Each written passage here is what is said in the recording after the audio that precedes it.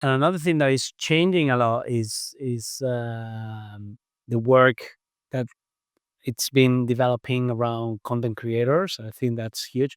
And going back to the Zone and FIFA, if you see how they've been proposing the content with the journalists and the projects taking, it's been quite different to what they usually do.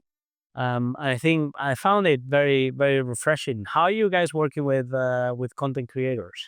Yeah, it's been interesting. So we've tried to, because we've had regional networks, we haven't really had a face of our networks. We haven't had sort of identifiable big personalities that we've had. You know, if you lived in Miami, you knew your local broadcaster, your local sideline reporter, but we haven't had kind of a talent creator strategy until recently. We've added some new shows on our networks.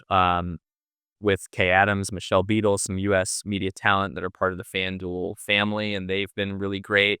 But then we've also seen some growth from some of our broadcasters and sideline reporters. You know, I'll shout out, there's a guy named Nick Gallo, who's the sideline reporter for the Oklahoma City Thunder, NBA champions. It's one of our teams, and he's become a really kind of key asset in terms of post-game player interviews. They get all sorts, they do all these kind of crazy stunts and things, and you can look for clips of players like putting towels on his head and having fun with it. And so, you know, we're starting to see a little bit more the personalities come out from some of our team partners, from some of our broadcasts.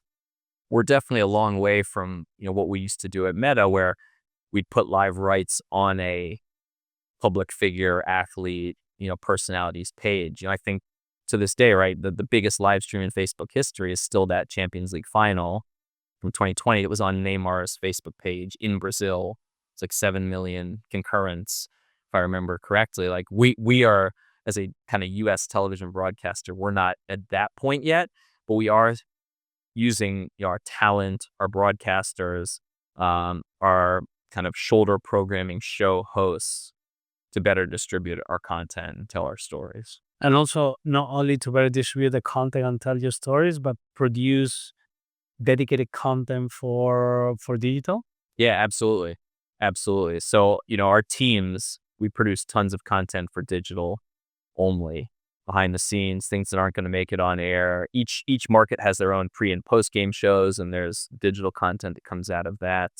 And so we've got different social feeds, different handles, some national, some regional, different talent that do different things for us.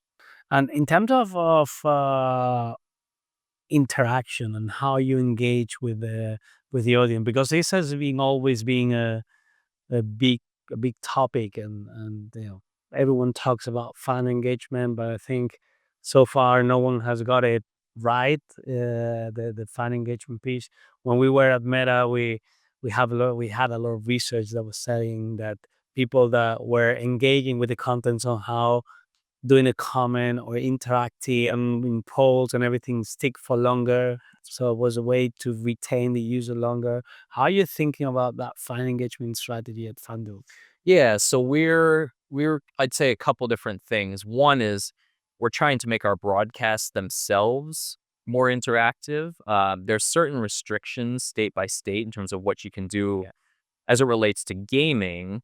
But you know, more stat heavy, more gaming, more interactivity. Now that's on the television side, so it's not the same, you know, polling, commenting that we had at Facebook. So on the digital side, we try to have a fun voice. We try to, you know, engage the people in real time during the telecast. But because our live rights are not, um, you know, on as interactive a platform as a social media channel, you know, we don't do quite as in depth as we used to. If I remember right, somebody comments they're going to watch 5 times longer, or votes in a poll, we're going to watch significantly longer. You know, our streaming metrics are significant. You know, people watching essentially whole games on whatever device they're choosing, either mobile or smart TV.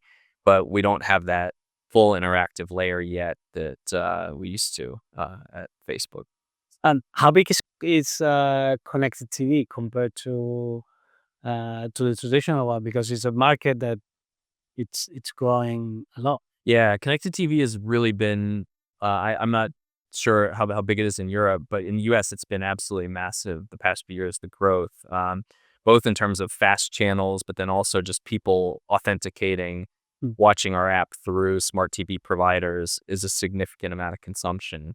I think traditional TV still leads the way, but like, I mean, those numbers are getting close in terms of consumption.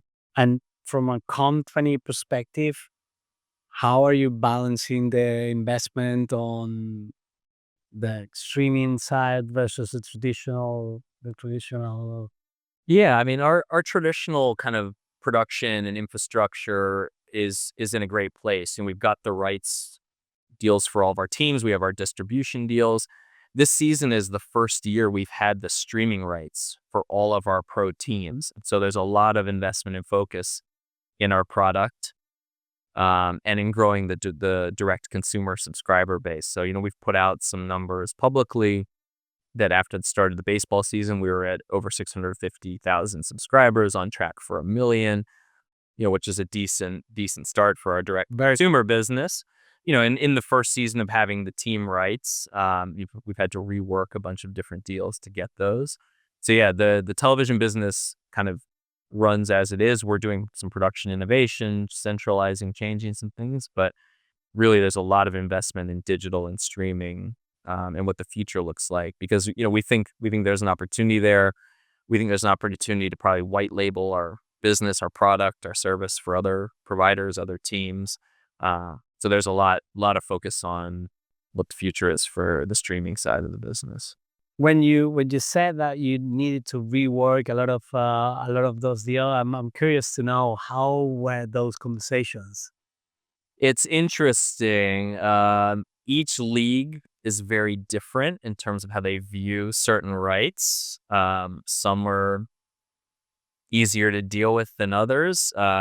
We had the streaming rights for the NBA and the NHL last year.